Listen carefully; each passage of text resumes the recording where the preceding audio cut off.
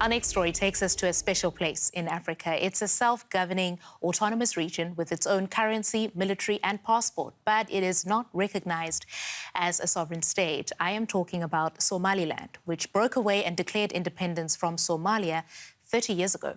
It's seen as a stable region, especially when compared to the rest of Somalia, where there is a big terrorism threat. But most of Somaliland's 4.5 million people live in poverty.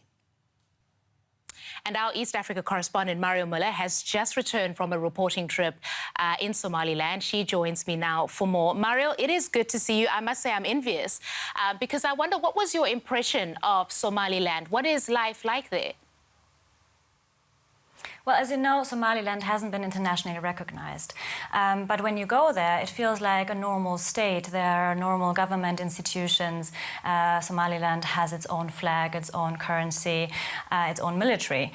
And Somalilanders are also very proud that Somaliland is safe compared to Somalia, where in Somalia, foreigners like me, I couldn't just move around easily and freely as I did now in Somaliland. So that's a real difference there. And of course, people are also very shaped by the history and the civil war that happened there 30 years ago, when then ruler Siad Barre had bombed Somaliland and killed tens of thousands of people. So people are still traumatized. The economy is crippled. So the situation is quite difficult for most people in Somaliland. But there is, and also women's rights are also limited. But there's a change happening actually in the society in Somaliland. And one, especially when it comes to the rights of women, one shining example is a young woman we met and you're about to meet now. Captain Zuhuur is happy to be at sea. It's where she feels comfortable, steering the Somaliland Coastguard's largest vessel. We do patrolling and checking if there's any challenges or crimes exist in our sea. So today we are on the mission. I like patrolling because I will learn a lot. I will serve my country. It's my own duty. So I'm happy. Yeah. Zuhuur is the first woman to join the Somaliland Coastguard. In just 4 years, she's managed to climb the ranks to become a captain. It's a remarkable achievement in this conservative, male-dominated society. She's totally capable. She can be on the gun, she can steer the ship. Whatever we do, she can do it too. Their mission is dangerous.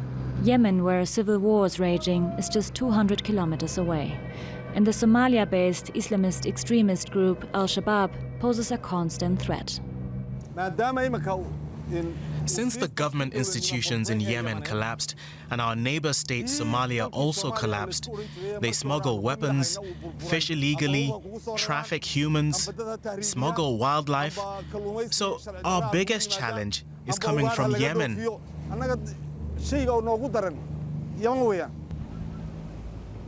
Earlier this year, Zuhuur led a successful operation against illegal fishing. At home, her biggest supporter over the years has been her sister. She's a success story, not only for our family, but for the whole of Somaliland. We are very proud she became captain, a leader. We want her to be even more successful. At 26, Zuhuur holds 3 degrees in international relations from universities in Somaliland and the UK. Now she's eyeing a master's in maritime law. Since when I was young, I was interested to be part of the security. I was wondering if I can be one of the high ranks in Somaliland, high rank officers. So Alhamdulillah, at the moment I'm part of them. And you know, I can call it something which is magic. But people on the streets tell us they don't think women are fit for this work. The military faces many challenges. A woman can't handle that. A woman is responsible for her children and her house, nothing else. Women can't do that job. Only men can do that job. In Somaliland, women have historically been marginalized. The United Nations says there's a prevalence of gender inequality and violence against women, and that women have limited access to economic resources and political representation. But things have started to change. More women's rights advocates, female politicians and activists are making their voices heard. Most of the people who change and who do a lot of things are women. So now I believe even Somaliland are lucky because they have a young graduated female, so they can change at least. Yeah. She hopes she can be an example for other young women in Somaliland to join the military or to follow their dreams. Oh, that's incredible. Zuhuur is an outstanding woman. But we also heard in your report, Mariel, from people who don't necessarily agree with women being in leadership roles. As you observed it, what is the role of women in Somaliland society today?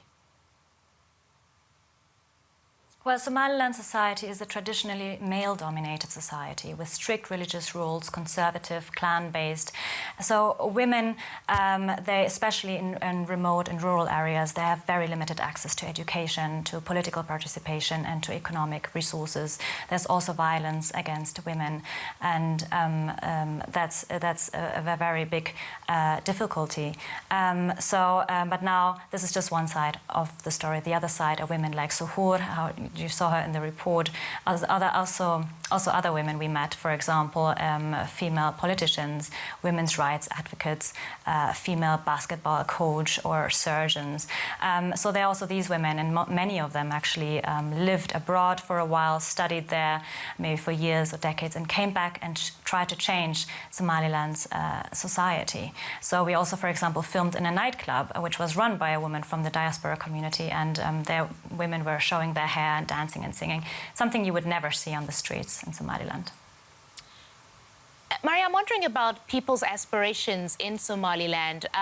What do people want for their future? Well, what they want for their future is international recognition of their, how they call it, state.